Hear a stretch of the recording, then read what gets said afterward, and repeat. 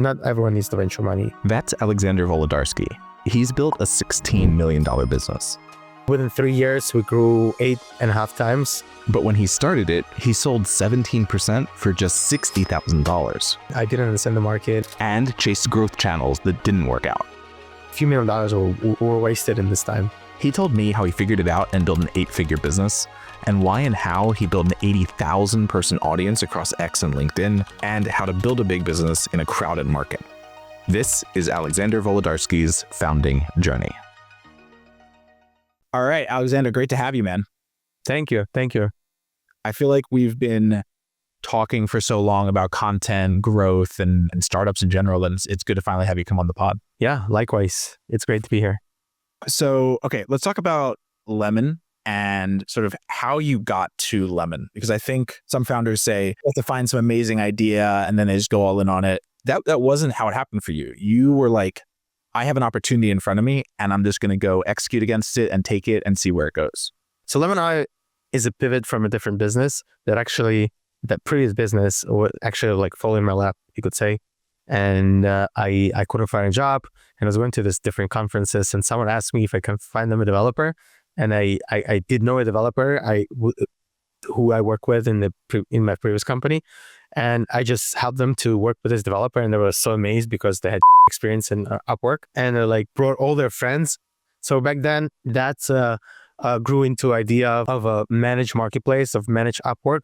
Was the same idea that people come with a small projects and need some temporary work, but instead of just going on an open market and going through all these developers, we just assign someone who we know is great, who we know is available, they can do this right away. Then after working, I think it grew like to $200,000 GMV, and we kind of wanted to be in this business because it sounded really cool. After the story of Airbnb, that there was a chaos in short-term rentals, and they put an order in short-term rentals. I'm like, yeah, there's a chaos of this freelance projects. Let's put an order in it. And then going into it, it didn't look as sexy because there's a lot of frictional work, and the quality of those websites is pretty poor. And like even if you do everything right, you break this, all these plugins that they have on the websites, and there was a lot of operations. Even though the margins were pretty high, I think it was would go up to 60% margins. The actual business was not a pleasant business, not enjoyable business.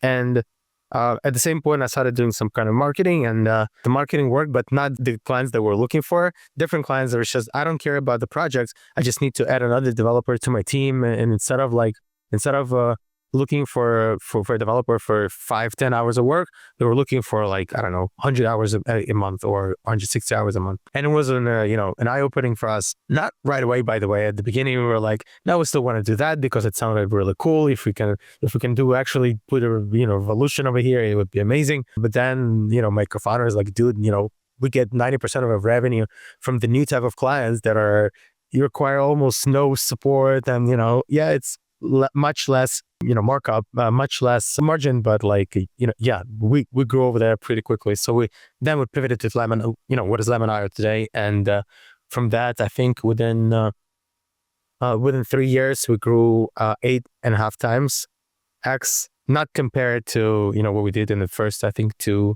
something years. We grew just only to 200,000 revenue GMV.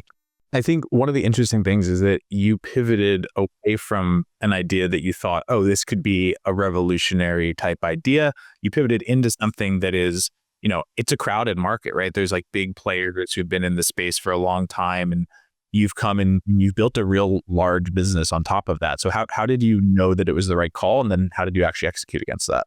No beautiful story on it. Just really, we saw that this is growing much faster than something we thought, and we were fighting it a little bit. Me and my founder, back then I lived in Ukraine, and we even went to San Francisco to discover ourselves. We didn't take any ACIDs or something like that, but we were trying to discover which model is better, which type of clients is better. Basically, the answer was that you have to work on something, and if it doesn't work, just work with something else. So that's what we did. We worked on something that we wanted to work on. It didn't work as much, and then something that grew despite our focus on something else.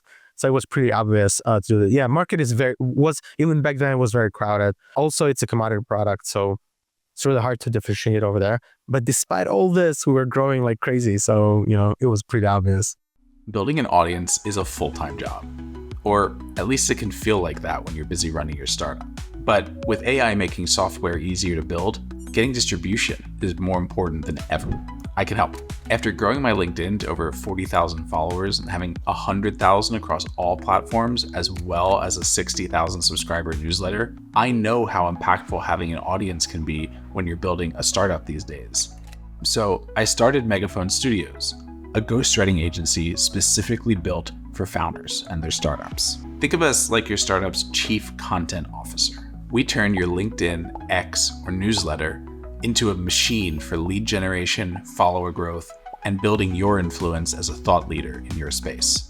Our process is super lightweight for you while still delivering content that only you uniquely could write. And our plans are flexible with no long-term lock-in because we know how fast things can change at startups.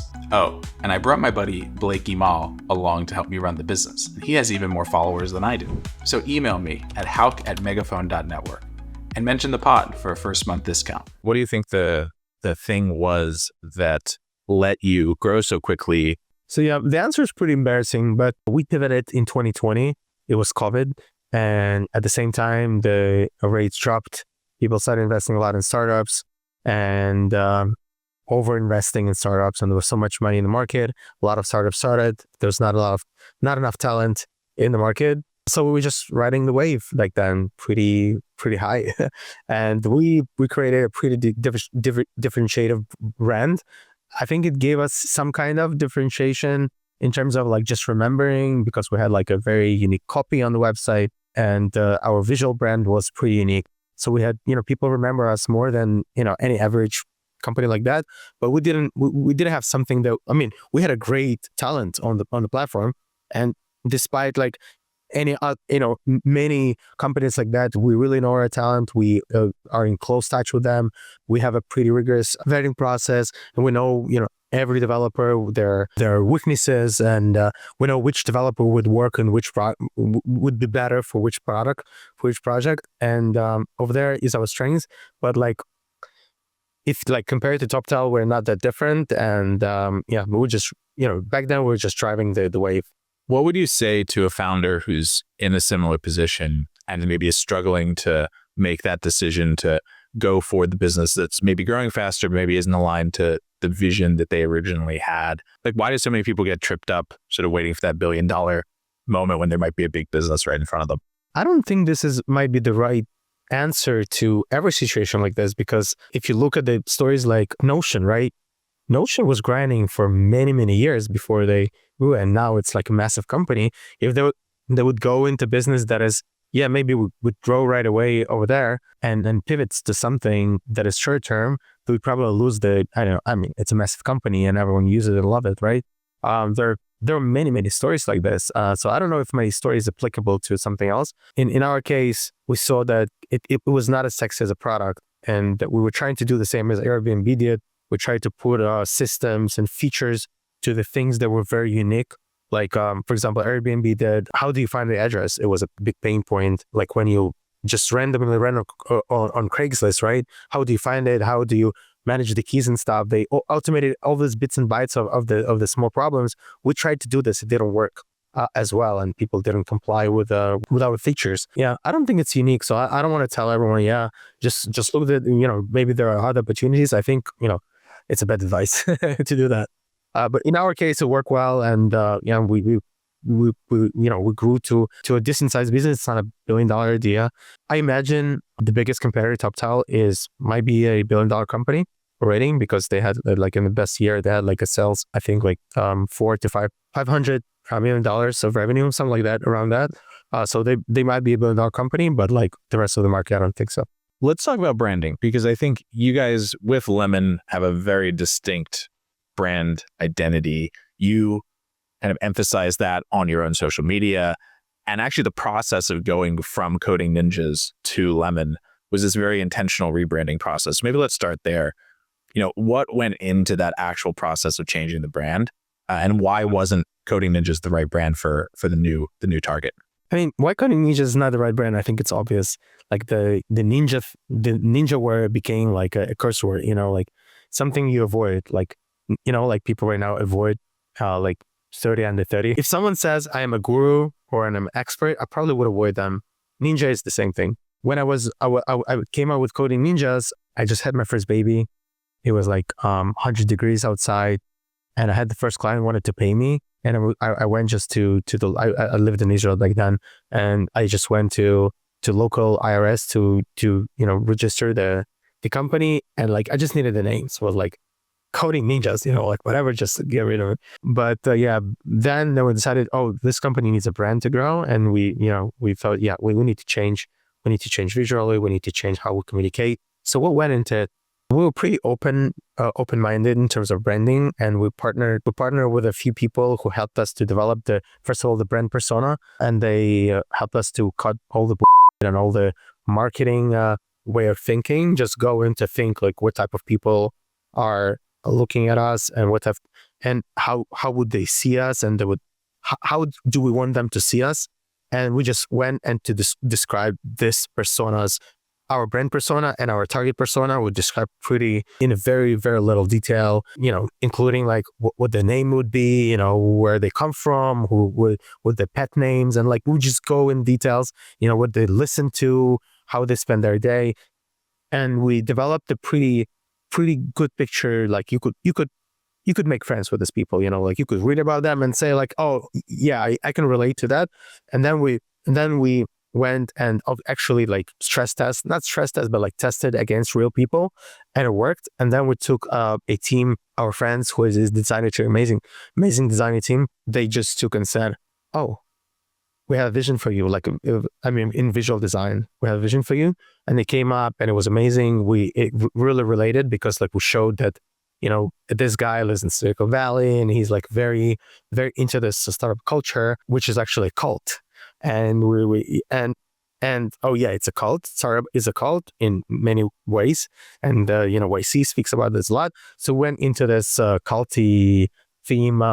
It's not as much right now. We decided to take a pause on it and to shift a little bit. But for how many, 3 years already, it was a very like cult like copy on the website, like initiation, all these words, that very associated with a cult. And also the visual design was like that.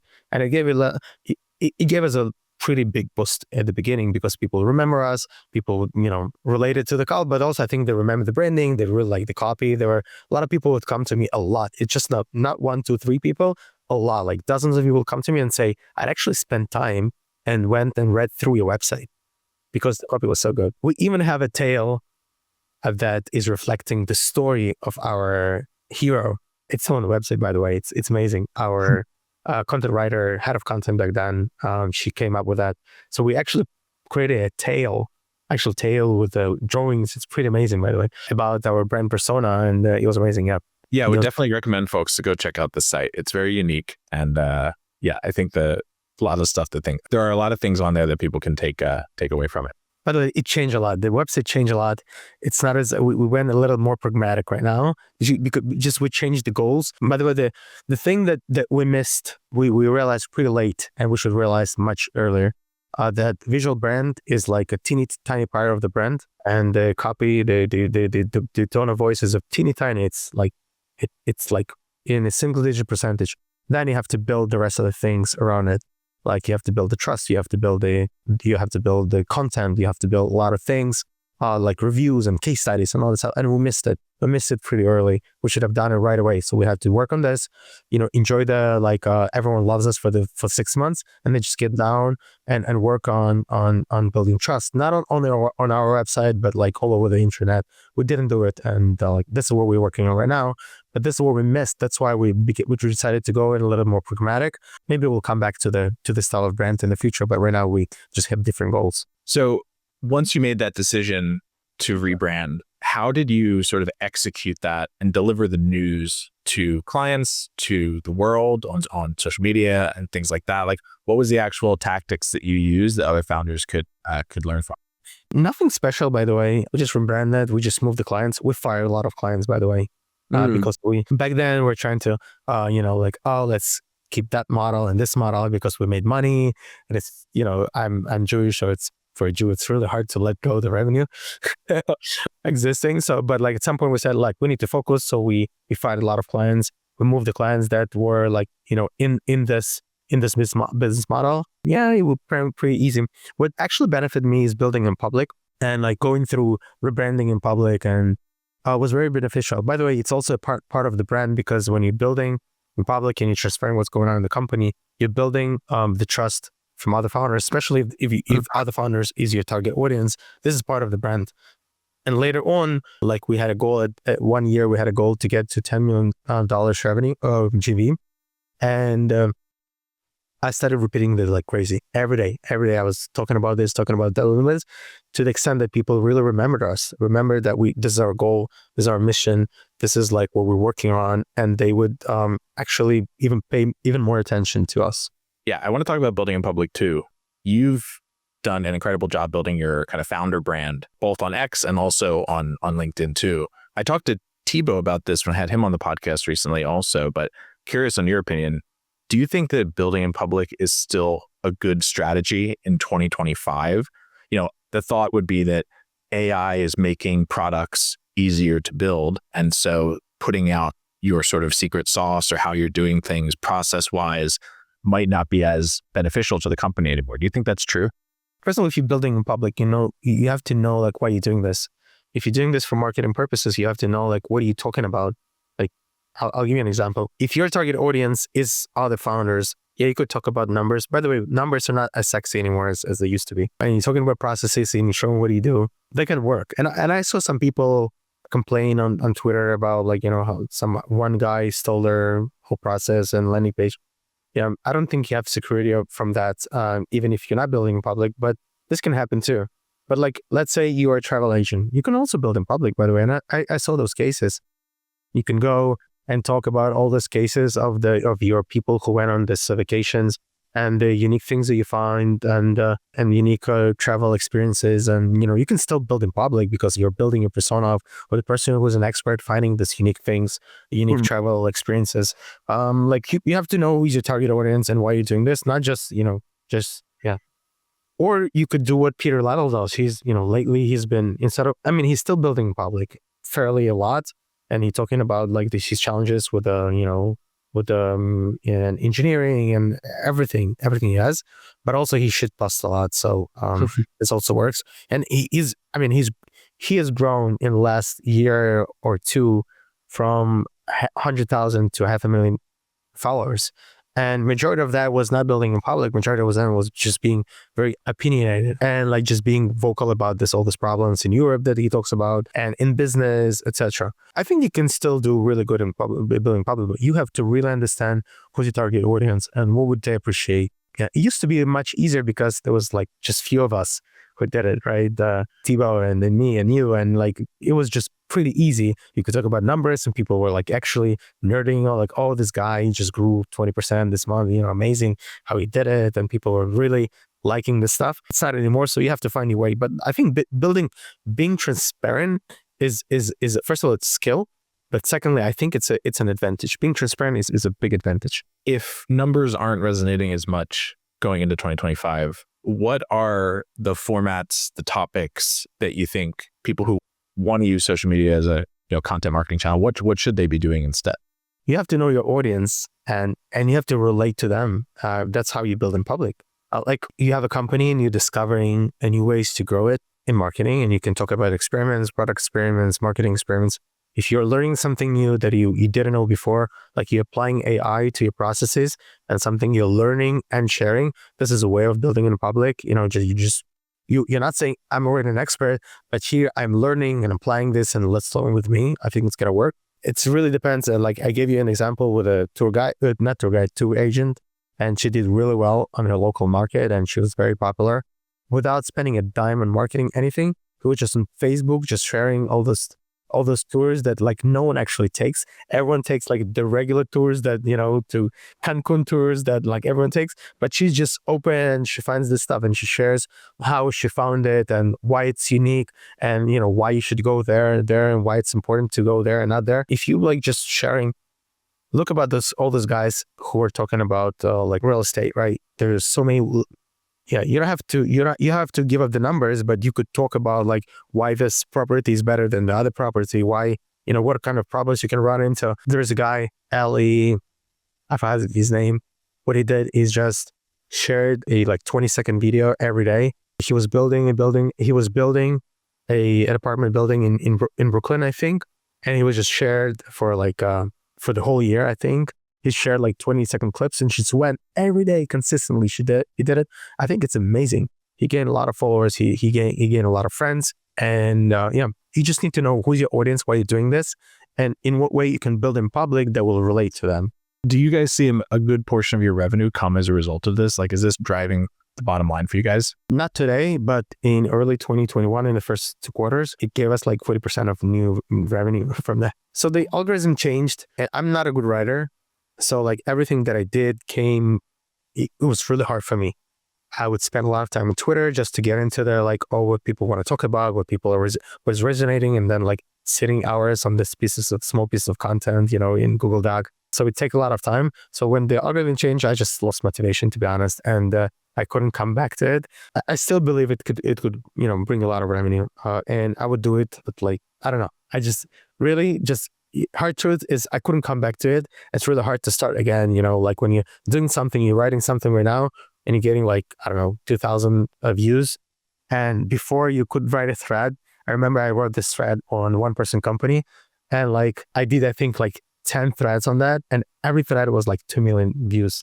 And I was like, amazing, you get so many dopamine. It was like, yeah, I'm king of the world. I can do anything. But now like you're writing something and you're like, oh, this is a banger. And then like you get like, I don't know, 3,000 views. It was like, like. Yeah, I remember those threads you did on the One Person Companies. Those were really interesting. I think this is my there was the top of my curve on Twitter. That's the peak. That's the peak. Yeah, the right word. Other channels that have worked really well for you guys are actually early on, very interestingly, was Quora. And I've never really dove deep into Quora myself. So I'm super curious. You said that it drove over $1 million GMV in the first 2 years of the business. How did that work? And is Quora still sort of an opportunity today? So we were unique in Quora because we had a pretty big competitor who's well known, and we just went and answered all the questions about them. So, I mean, this is a great tactic, by the way. Like if you have a competitor who's great, you can go all over the internet, including Google, including all this like Quora and Reddit, and just talk about them. Not in the way. We didn't do it. We didn't we didn't say any bad words about them. So like wherever anyone asks about TopTal, I would go and say, oh, this is an amazing big company, and like I heard a lot of good stuff on it, and this is the way we're different. Like we could say like back then, like we were faster and cheaper just because we're smaller. We have a smaller network. That's why we know every developer. So we just just go and show how we're different. And I was very appreciated just because I got a few feedbacks from the clients who came from Quora that I didn't say any bad words about them. I didn't say anything bad, and that's why they paid attention. And then they just went on the website and just consider us an option, and they choose us at some point. And in Quora, this is unique about the situation. I tried to do a lot on the like what is the best site for freelancers and etc. All these more generic questions. They drew some kind of revenue, but not significant. So like you could go and answer the questions about your competitors, and it works well. It was a little game like I don't know how Quora works right now, but like upvotes very meant a lot back then on Quora. So you would have to go and you have to update, and you had to send to all your friends, oh, here's my answer, please. I was that annoying friend that asked for upvotes, but it worked because you get initial few upvotes from your friends, and then they threw you as a test on top, and then you get upvotes from the regular visitors, and they could show you for some time.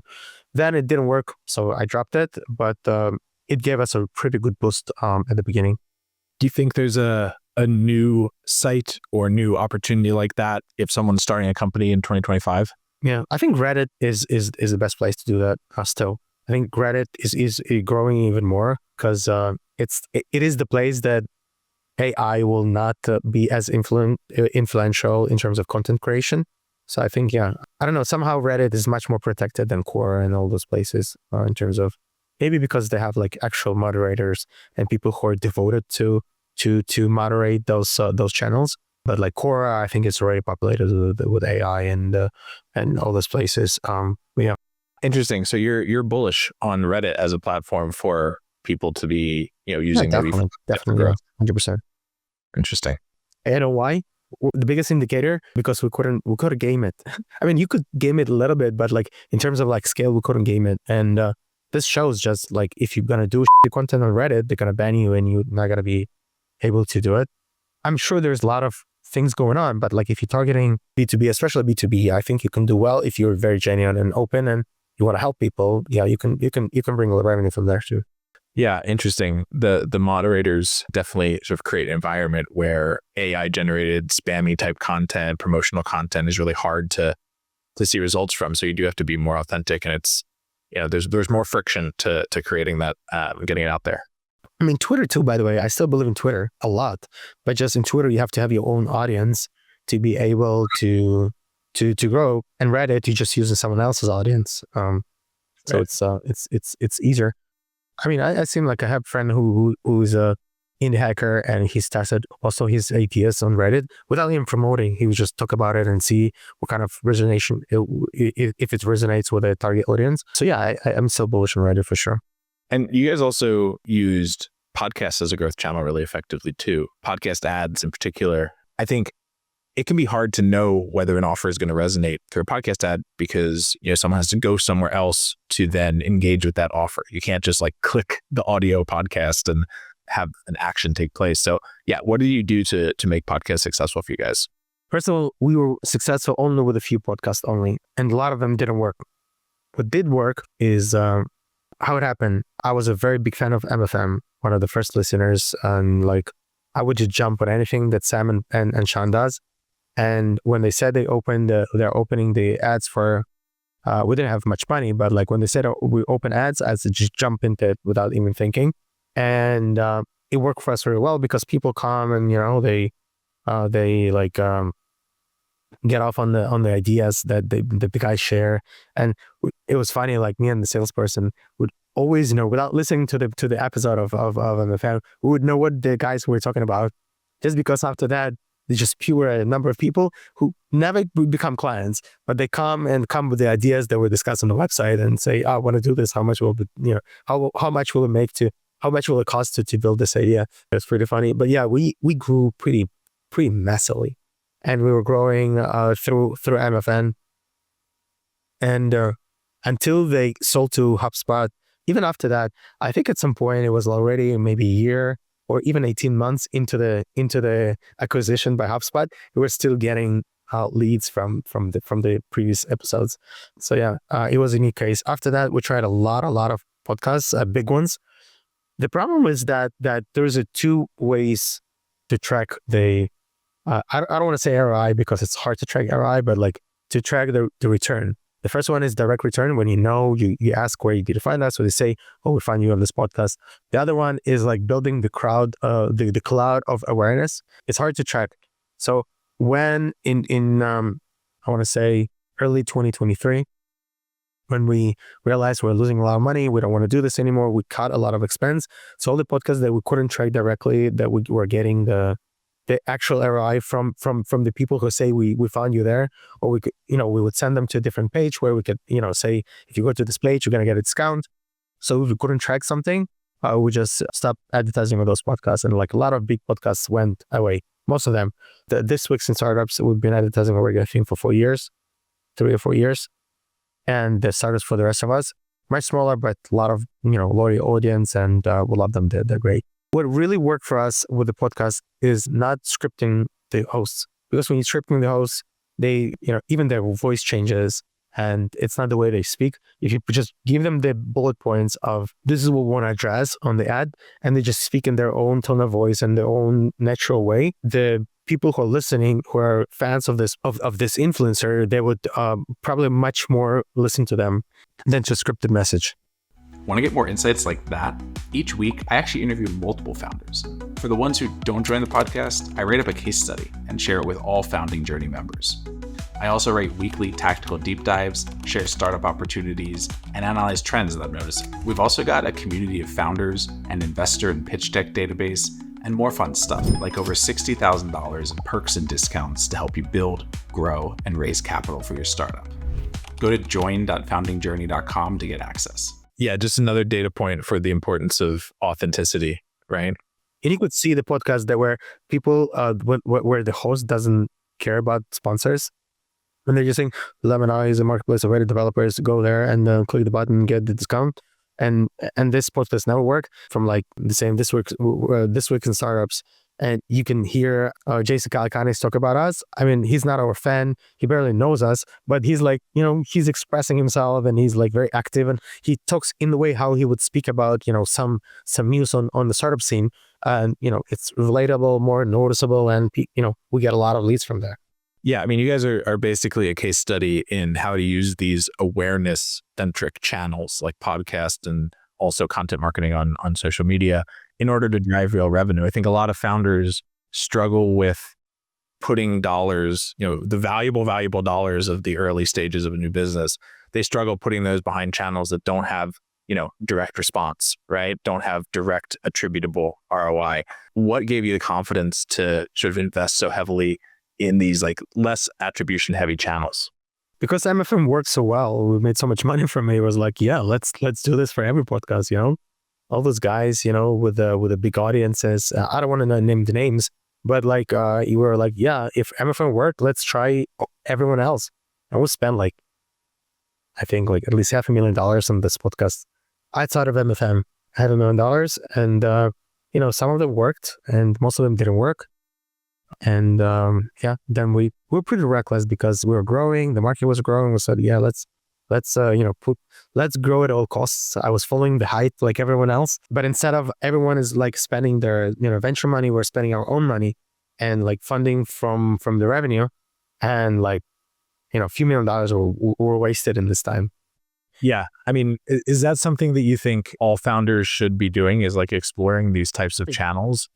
We were very intentional about our spend. We are very intentional about our spend, both with my last company, Launch House, and now with my new company, my holding company as well. Do you think more founders should sort of be investing in these awareness channels? I mean, it depends on where you are.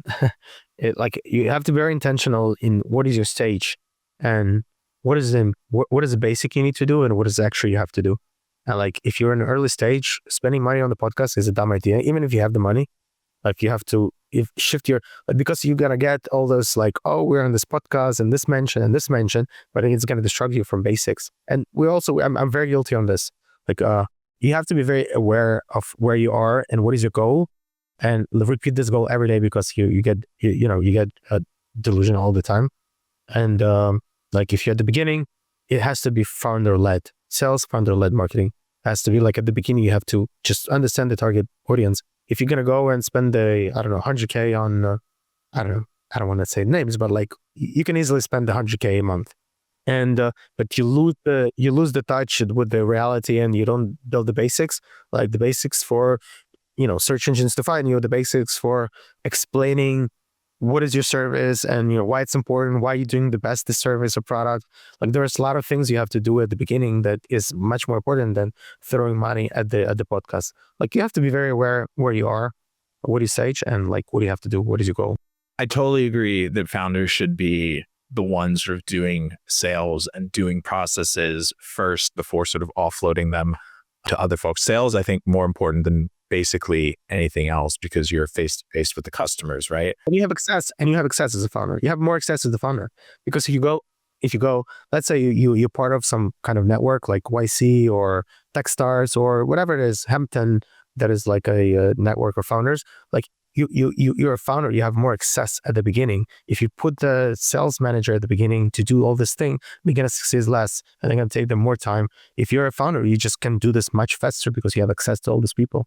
Yeah, that makes total sense. They'll give you your time. They'll give you their time more easily, and they'll also be more open with you because they'll know you can make things happen. Right. 100% there. At what point do you think a founder should start to consider hiring, maybe a VP of sales or first sales hire? And what should they look for in that person?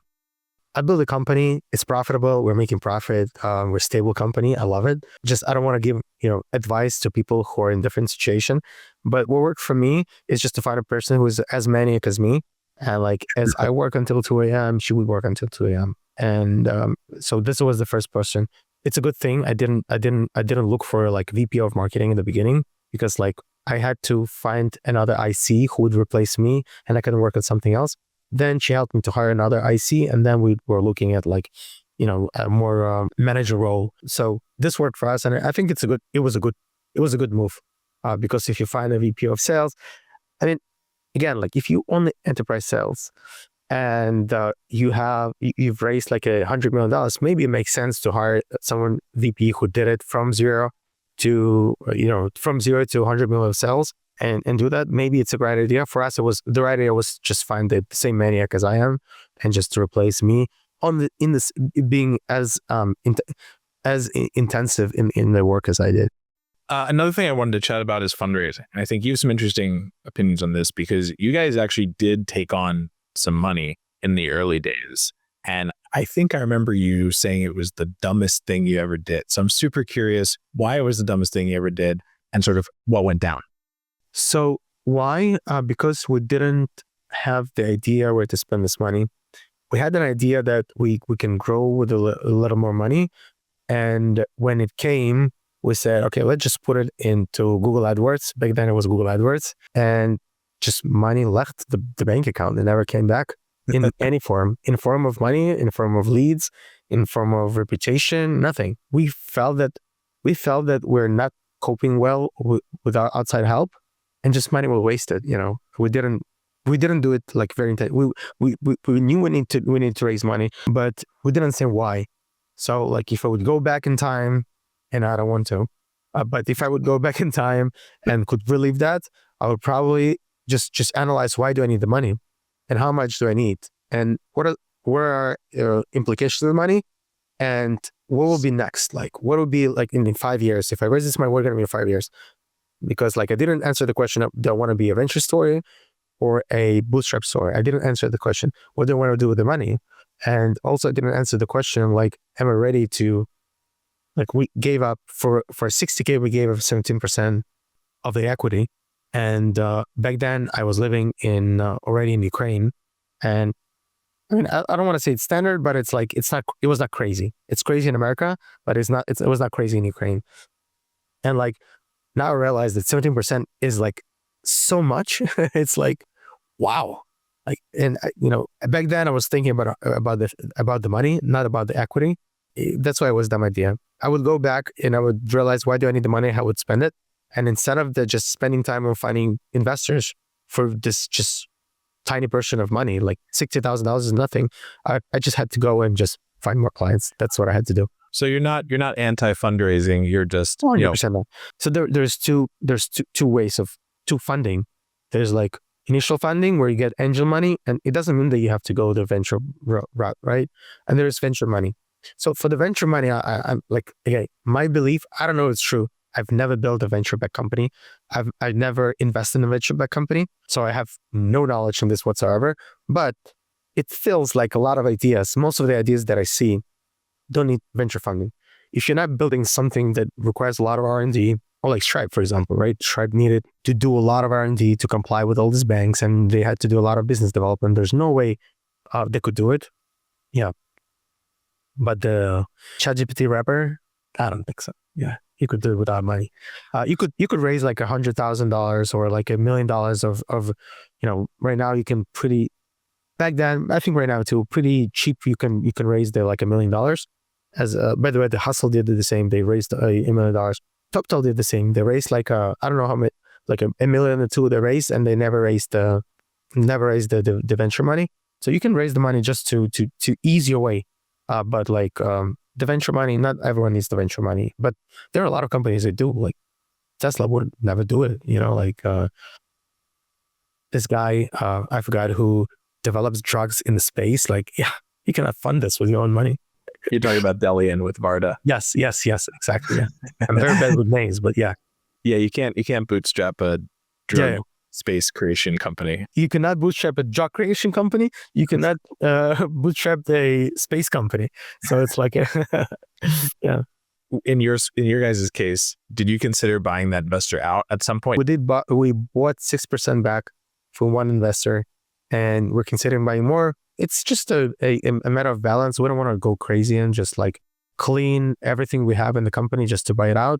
I mean, we're okay with our investors. They're nice people and paying dividends for that to them, and that's fine. At some point, yeah, we're thinking about this, and we did this already. It feels nice, by the way. It feels very nice. Would you ever consider raising more? Not in this company, but yeah, for sure. Not just in this company. I don't see that. I think this is a big.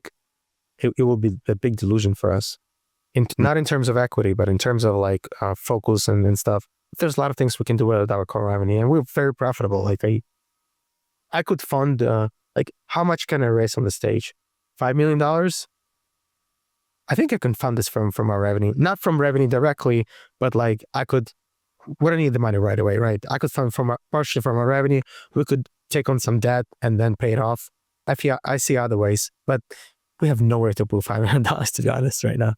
If I saw that I could put $5 million and grow it from right now we're at will be like $16 million GMV. We could go from 16 to 50 with $5 million. Yeah, I'll consider some type of funding, probably not venture funding, but some kind of debt. And we have some vault money that we keep in case of something happens, like a security blanket. For other number, if I find the idea, I'm thinking a lot about healthy food. I'm thinking about a lot of this problem. I think this is one of the biggest problems in our society. And if I go and do this company, probably I would need to raise money because this is a hard problem. There's a lot of things to do before you can launch, and production lines and all that stuff and distribution. I think it's and there's no way I can fund this myself. That's interesting. Yeah, I agree. That's a huge problem in society, especially in America. So, okay, I want to go back a little bit further, even before Coding Ninjas, right? So Lemon Coding Ninjas is actually your third company. You were originally doing an AdSense for images type company, another local classified company in Ukraine. What happened with those? Why were those not the big idea, the big company that Lemon has become? Well, the first company, I didn't know what I was doing. I went into to launch classifieds that were very popular. A lot of founders in Ukraine were like, yeah, 2013. Yeah, I was also trying to do that. So yeah, I was just not really good. I didn't understand the market. I didn't understand product development. I paid a lot of money to develop this site as a non-technical person, and it just never saw the world. We were developing. They were changing a lot of stuff. We tried to do some SEO, and then I just lost interest. In the same company, I was I knew much more, but still I was not technical, and I had a technical co-founder that I was also paying, and they just didn't do anything. Basically, they I don't remember how many months, maybe a year of working together. I paid them salary, and they gave them 50% of equity, but they basically didn't do anything. So I did so much business development. I went to all major networks in Ukraine and Russia, ad networks. I don't know if you know, like Mail.ru, Rumbler. It's massive networks. I don't know, Yahoo, big media companies, and I made a lot of pre-sales, you'd say. And they all agreed that as soon as we launch, they should try it. Then there's possibility over there, but there was never product, so it was nothing happened. It's in the graveyard of ideas, right? Yeah. I did a lot of investment in that graveyard. We've all been there. Okay, one other thing I want to dive in with you is hiring, because obviously you facilitated so many hires at this point. You're an advocate of the sort of paid trial, work trial model that Linear has also talked about a lot on X. Why are these paid trials sort of beneficial to both parties? And what's the process for sort of setting one up? It is one of our business models that we came up pretty recently. I think it was a year ago. So the idea is it's basically dating before getting married, and it's just cheap dating.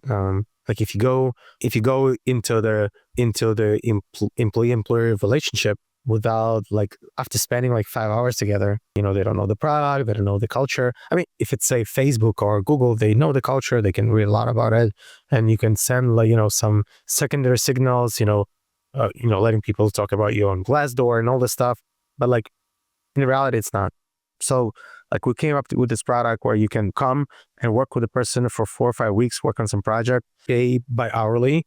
And then if you like them after this, you just hire them. So they are devoted to your product. So they don't go and work somewhere else. So you have the talent. If you want to hire them, you can hire them after this 4 or 5 weeks. I think it's 4 weeks. And you don't have to invest in recruiting fee. You don't have to invest in hiring, doing all the social stuff, getting them benefits and everything. You don't have to do that. You just put them on contract for a couple of weeks, work on a project, see if they're a good fit, and decide if you want to work together. The same for developer, for engineer, they're jumping. I mean, it's a little easier for you because they don't have like hiring and firing fees, but it's still like they went and, they didn't know what is onboarding like, and they just say, yeah, I gotta work on this. When you're really doing something, it's really hard to stop doing for everything, right? If you're already like a lot of relationships are like this, like I'm already in this relationship, say whatever, So like this is one of the things where you can go and try this company and see what is the onboarding like, what is the product like, is it a product, is it a good product, what is the culture like, and then in 4 weeks you're gonna decide if you want to stay or not. Of course, if the developer, if the employer wants the developer and the developer doesn't want to stay, we're gonna replace it. But it usually works well. In most of cases, it works well, and people just get even more excited because they had this taste of how it's working together, and they work with them for a longer time. What do you think is the number one thing that founders should be evaluating during that time when they're thinking about hiring someone on one of these trials, and maybe just in general when they're evaluating hiring? Yeah, they have to just jump on the project as soon as possible. Just cut everything else and just have them work on something, even small. Just have them finish something and see. You could see a lot of things from there. Are they good with deadlines? Is a good culture? Do they ask questions? Are they, how do they interact with other people? And, it's just jump like day 2. Day 1 is like, oh, here's all the access and you have half a day off. Day 2, here's a backlog and I want you to work on, X, Y, Z and just work on that. Let's say that a founder is non-technical, right? And let's say that they're hiring an engineer or maybe someone working on the data science side. How can they, as the founder, evaluate them? Like, obviously they can rely on other people on their team to give them opinions, but how should they as a founder sort of evaluate someone who is technical from a non-technical perspective? Even more my previous point, like just jump on the project, have something visible that they can do within the 4 weeks, even like 3 weeks, and then you have an extra week to evaluate this and just work back and forth. Yeah, you will see whatever you value, you will see in this project. Because as a non-technical founder, you don't value code as much. You can rely on other people to tell you this is a good code and not good code. This is a good architecture, not good architecture. But like you can see like the soft skills that you value as a founder, how people interact with you, with the team. Are they nice? Are they dedicated? Are they whatever? You can see all the things working on the project. Yeah, I agree. You really just need to see momentum, how the other people on the team work with them and how they respect them, basically. By the way, I did this.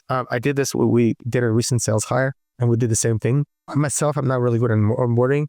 I was said, okay, onboarding went much harder. So we threw them right away on sales. I think day 3, they're already making sales calls. And it was really hard on onboarding because we had a lot of automations and processes they have to get into.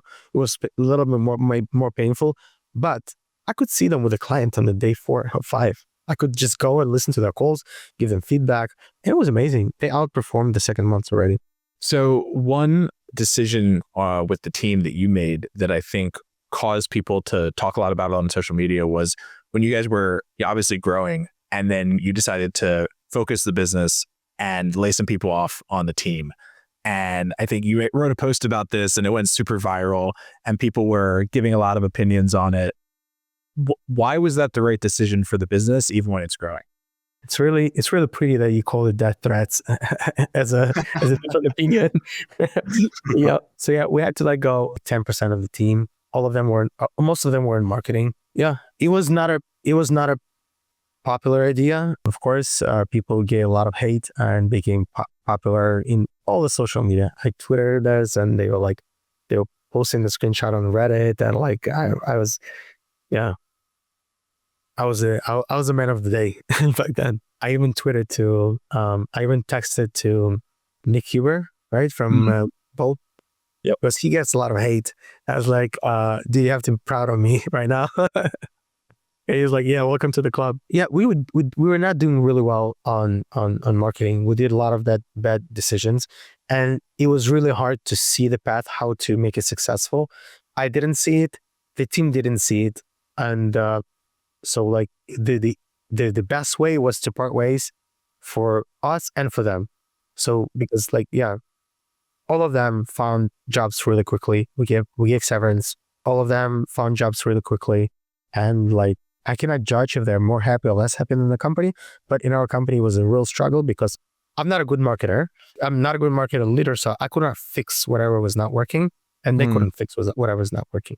So like, yeah, I couldn't imagine they were happy in our company, and I just assumed they were much more happy over there. It was a hard time for us too. No, I didn't know it had escalated to that degree. I thought you just got some little hate comments on Twitter. I didn't know it was death threats and crazy stuff on Reddit.